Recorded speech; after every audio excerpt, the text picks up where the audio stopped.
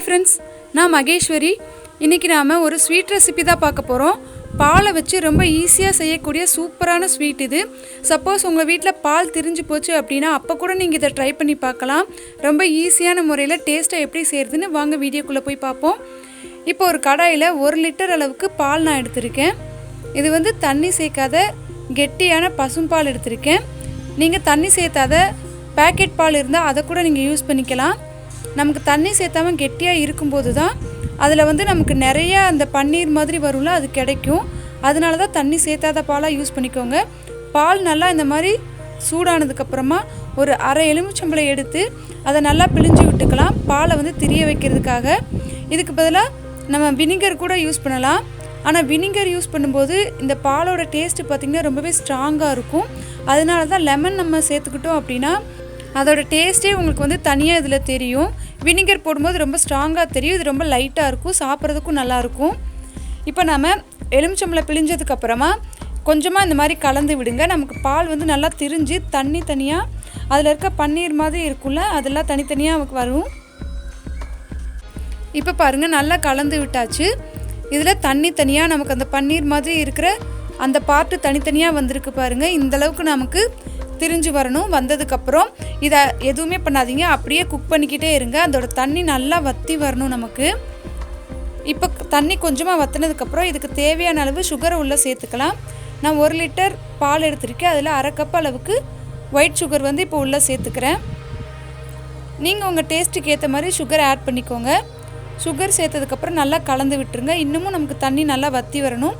இப்போ ஒரு பாத்திரத்தில் கொஞ்சமாக நெய் சேர்த்து இந்த மாதிரி தடவிக்கிறேன்.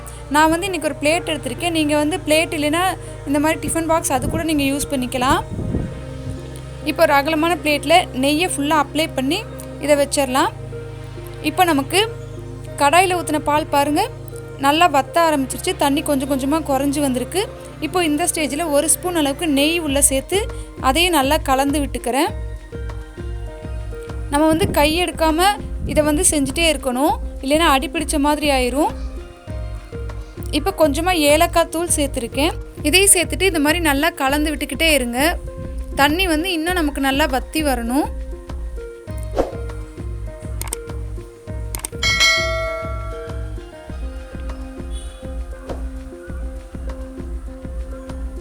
பாருங்கள், இப்போ நமக்கு நல்லா தண்ணி ட்ரை ஆகிட்டு வருது.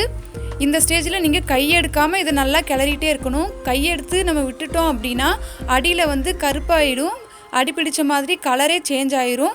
அதனால் தண்ணி வற்றும்போது இந்த மாதிரி விடாமல் மீடியம் ஃப்ளேமில் வச்சு கிளறி விட்டுக்கிட்டே இருங்க.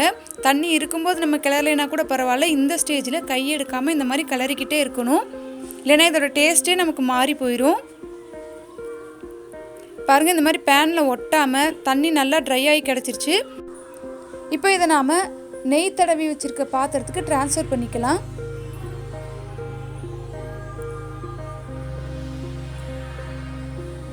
இது வந்து சூடாக இருக்கும் போதே இந்த மாதிரி ஒரு லெவல் பண்ணி வச்சுக்கலாம்.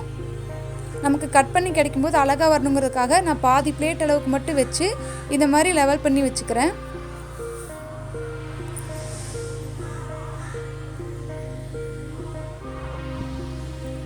இதை வந்து அப்படியே வச்சுருங்க. ஒரு 2லேருந்து 3 மணி நேரம் அளவுக்கு அப்படியே விட்டுருங்க. நமக்கு நல்லா செட் ஆகி கிடைக்கும்.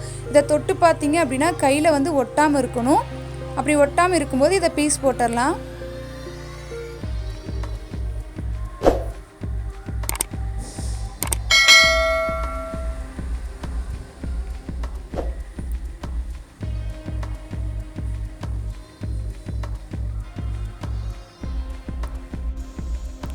பாருங்கள் ஃப்ரெண்ட்ஸ், ரொம்ப சாஃப்டான ரொம்பவே சூப்பரான ஸ்வீட் வந்து பாலை வச்சு ரொம்ப ஈஸியாக செஞ்சுருக்கோம்.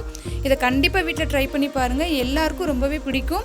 இந்த வீடியோ உங்களுக்கு பிடிச்சிருக்குன்னு நம்புகிறேன். பிடிச்சிருந்தால் லைக் பண்ணுங்கள், ஷேர் பண்ணுங்கள், கமெண்ட் பண்ணுங்கள்.